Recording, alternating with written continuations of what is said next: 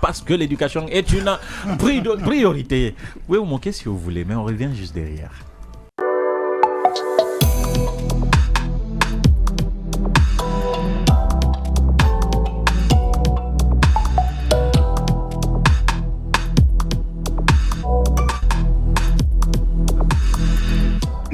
Ça passé de 5 minutes, mesdames et messieurs, on continue donc cette émission pour votre grand plaisir. Vous êtes chez les Pépois parce que l'éducation est une priorité et nous allons continuer donc à évoquer les différents sujets liés au système éducatif, toujours avec les mêmes acteurs, M. Vali, M. Alpha, M. Modo, M. Cheikh, Igwe et puis Mme Kadiatou en fait. On continue donc sur cet autre sujet.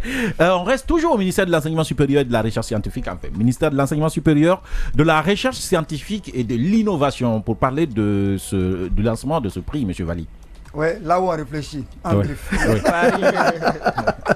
Donc le prix de la recherche scientifique et de l'innovation. Oui, effectivement, c'est le PARI, c'est le prix annuel de la recherche et de l'innovation qui vient d'être lancé par le ministère de l'Enseignement supérieur, de la Recherche scientifique et de l'innovation. Je pense que la semaine dernière, vous vous souviendrez, on a parlé ici de ces étudiants de l'université Gamal Abdel Nasser de Conakry, département physique, qui avait conçu un certain nombre d'appareils électroniques. Je crois que l'opportunité est bien choisie, puisque la ministre, je crois, à sa prise de fonction, avait insisté sur la recherche et l'innovation. Donc le ministère a lancé un concours, un prix qu'on appelle ça, dont les dépôts des dossiers va se poursuivre jusqu'à fin janvier. D'accord, on va en parler avec la directrice du département que nous avons au bout de fil, monsieur Vali. Allez-y. Madame, bonsoir. Bonsoir, monsieur. Merci d'accepter notre invitation et bienvenue. Première question. Voilà, la première question, quels sont les acteurs qui sont autorisés à participer à ce prix de l'innovation de la recherche? Oh là là là là, elle va nous expliquer d'abord c'est quoi le prix de l'innovation, si vous permettez, madame. Est-ce que vous pouvez revenir sur le fait... Est-ce que vous pouvez nous revenir sur l'explication sur le prix de l'innovation? Je vais vous donner des détails là-dessus. Donc, je suis Madame Keita, Aminata Dine Touré, directrice générale de l'innovation. D'accord. Nous avons lancé depuis le 8 décembre le PARI. Entendez par PARI, prix annuel de la recherche et de l'innovation. Donc, on a un appel à candidature qui est ouvert du 8 décembre au 6 janvier 2023. L'objectif pour nous est de primer 2 catégories d'acteurs majeurs de l'écosystème de l'enseignement supérieur, de la recherche scientifique et de l'innovation. Donc, on va avoir ces 2 catégories, celle du meilleur chercheur et celle de l'innovateur de l'année. D'accord. Aujourd'hui, ce prix, il est lancé, comme on l'a mentionné tantôt, pour valoriser, repositionner la recherche scientifique au centre des besoins de développement de la Guinée et aussi porter à un plus haut niveau les projets d'innovation. D'accord. Et à peu près cela. D'accord. Allez, Madame Keita, ma question est la suivante.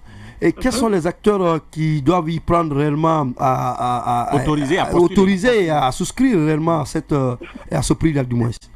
D'accord. Donc nous avons, comme je le mentionnais, deux catégories qui seront primées. Donc d'une part, les enseignants-chercheurs et chercheurs sont autorisés à souscrire, à candidater plutôt à cet appel-là.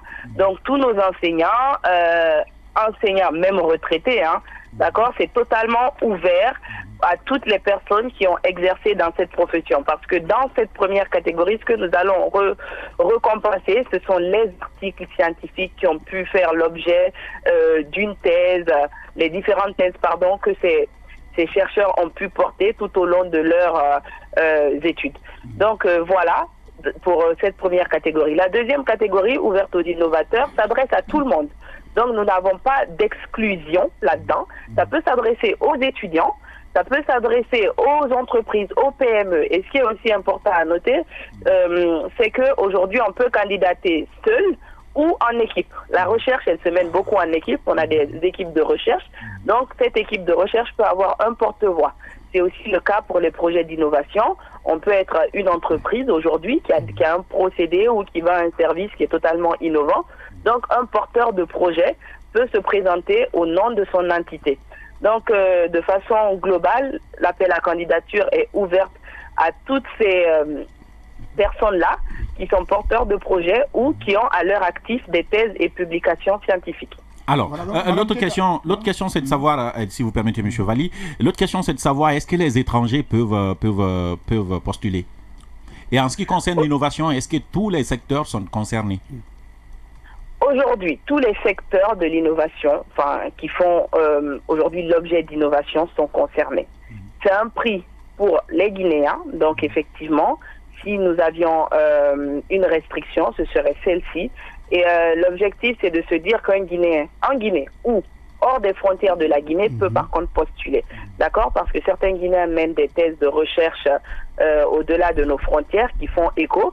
L'objectif, c'est aussi de réunir, de fédérer toutes ces énergies-là autour d'un prix, le pari, comme on l'a mentionné, qui pourrait faire écho pour toute la nation et aussi donner vraiment une importance capitale. C'est le message de Madame la ministre, comme vous l'avez mentionné à sa prise de fonction, c'est de se dire la recherche scientifique doit avoir un impact colossal dans le développement de la Guinée. D'accord. Donc cela s'accompagne d'une politique nationale de recherche et innovation qui est également en train d'être élaborée pour une première fois. Voilà, donc, Madame Keita, quels sont les projets qui seront prioritaires en fait, les projets qui sont susceptibles? Quels sont les projets qui seront prioritaires? Alors, à cette question, je dirais que ça se fera à la discrétion des membres du jury. Un jury totalement mixte a été composé au niveau national, donc qui comprend des membres de l'enseignement supérieur, des autres départements sectoriels du gouvernement.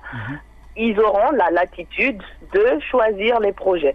Ces projets, nous les avons en général à des critères que nous avons souhaité évaluer. C'est d'abord la pertinence, les retombées pour la Guinée, aussi le niveau de maturité du projet, parce qu'il est attendu que chacun puisse soumettre, comme je vous l'ai dit, des revues, s'il en existe. Est-ce qu'il y a eu des revues dans des publications dans des revues scientifiques internationales? Donc ça aussi, tout son pendant d'or. Mais sur la question, je pense que le jury a un ensemble de critères qui lui permettra d'évaluer les différents projets. On n'est pas sur des secteurs identifiés, on est plus sur la maturité, la pertinence et la capacité de mise en œuvre des différents projets qui seront... Madame la directrice, la dernière fois sur ce plateau, on parlait de ce que les étudiants de la faculté des sciences avaient pu réaliser par rapport à cette radio. Donc je vous demande, comme que c'est vous qui êtes chargé de l'innovation, comment vous voyez la chose et comment on peut pérenniser ce projet? Alors, donc, aujourd'hui, depuis que cette direction elle est créée depuis ce début d'année, on a beaucoup de sollicitations de ce type. Donc, les étudiants de Gamal, effectivement, ont fait un fabuleux travail. On en a eu aussi du côté de l'ISC de Mamou il y a quelques mois. Donc, et à tous ceux qui passent nous voir, on leur a expliqué qu'aujourd'hui, nous allons avoir des mécanismes d'accompagnement de ces projets. Et parmi ces mécanismes, le pari s'inscrit comme un modèle d'accompagnement, de financement pour les meilleurs projets. Donc, à ces étudiants, aujourd'hui, la première des choses, c'est de soumettre leurs projets aux étudiants ou innovateurs, même hors de la sphère universitaire, encore une fois, j'insiste, c'est de soumettre leurs projets, de venir de façon compétitive, décrocher des prix. Nous travaillons là avec des partenaires, à travers la coopération universitaire, à vraiment créer des packages qui seront réluisants pour les projets et qui puissent leur apporter un coup de pouce en fait pour leur permettre de se lancer. Donc nos chers étudiants de Gamal, vos projets ont fait l'objet d'une attention particulière. On est très fiers de choses qui peuvent se réaliser dans l'enceinte de nos universités. On attend de vous que vous veniez, que vous candidatiez pour qu'on puisse ensemble mettre en lueur les différents projets et tous ces éléments créatifs que vous développez dans les murs de nos institutions. Madame la directrice, moi la question que je veux poser, c'est mettre en compétition des étudiants qui sont encore sur les bancs et des personnes qui ne sont plus sur les bancs, qui ont plus d'expérience, qui ont plus de moyens de réaliser un certain projet. Mettre en compétition ces deux types de personnes-là, est-ce que vous avez pris en compte le caractère de différence qui existe entre ces deux types de personnes? Si oui, quels vont être les critères vraiment de choix entre ces différents types de personnalités ou bien ces différentes entités que vous mettez en compétition? Alors, donc, il faut savoir que le pari, encore une fois, s'adresse à tous les innovateurs, sans distinction de catégorie.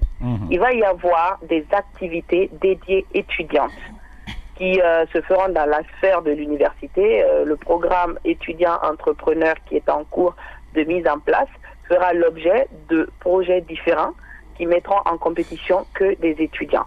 Mais aujourd'hui, lorsqu'on va parler d'innovateurs, on a estimé au niveau de l'enseignement supérieur que ce n'était pas restrictif à une couche de la société.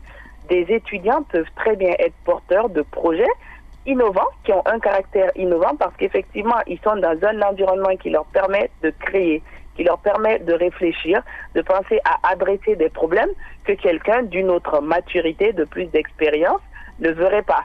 Donc nous, en cela, on n'a pas vu un facteur handicapant. Nous nous sommes plutôt dit que étudiants, comme chercheurs de la cinquantaine d'années avec beaucoup d'expérience, ils peuvent compétir dans une même catégorie. Le tout étant que l'idée soit porteuse en fait de nouveaux modèles de mise en œuvre. Donc voilà, on n'a pas défini des critères d'exclusion sur l'âge, parce que des innovateurs, on en a de tout âge, et encore une fois, on est en train de récompenser le caractère innovant d'un projet.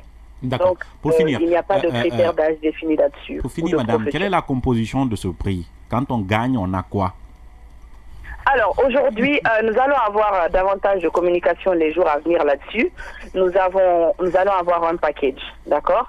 De façon chiffrée, je ne vais pas les avancer ici tout de suite, mais ce sont des éléments qui vont vous parvenir très vite. Et nous œuvrons à rendre les packages le plus attractifs possible, le plus attrayant, pour qu'il y ait un maximum de personnes qui peut-être cette année ne participeront pas, mais pour que les années futures qui se disent vraiment on a un concours aujourd'hui en Guinée qui cible la recherche, qui cible l'innovation, qui incite, qui est totalement incitatif et qui peut faire décoller nos projets. Donc parmi les différentes récompenses que nous identifions, il y aura bien entendu des accompagnements financiers pour certains, les enveloppes seront communiquées ultérieurement, on aura des accompagnements techniques, des supports digitaux, on travaille également sur la possibilité de mobilité, de formation. Mais voilà, ce sont des éléments qui vont arriver dans une communication très prochaine et de façon très définie. Prix par prix. Est-ce que c'est un prix, peut-être c'est idiot de poser la question, mais est-ce que c'est un prix exclusivement ministère de l'enseignement supérieur, de la recherche scientifique et de l'innovation? Excusez-moi, vous pouvez reformuler votre question? Et je dis, est-ce que c'est un prix, est-ce que le projet, je sais que c'est le ministère a le projet, mais est-ce que le projet est porté exclusivement par le ministère? Est-ce qu'il y a d'autres partenaires qui participent en fait? Jusque-là, le projet, dans tous les cas, même avec des partenaires, il est porté exclusivement par le ministère de l'Enseignement supérieur, de la Recherche scientifique et de l'Innovation. D'accord. Le fait que des partenaires s'associent à la démarche ne change pas moins son caractère. D'accord. Madame Keita Aminata Dine Touré, merci d'avoir accepté de prendre la parole dans cette émission. C'est moi qui vous remercie et je vous souhaite une bonne fin de journée. Merci et bonne fin de journée à vous également. 16h passées de 18 minutes, nous continuons notre émission. Petite transition sans commentaire, c'est aussi clair que ça. Hein. Tout est dit et c'est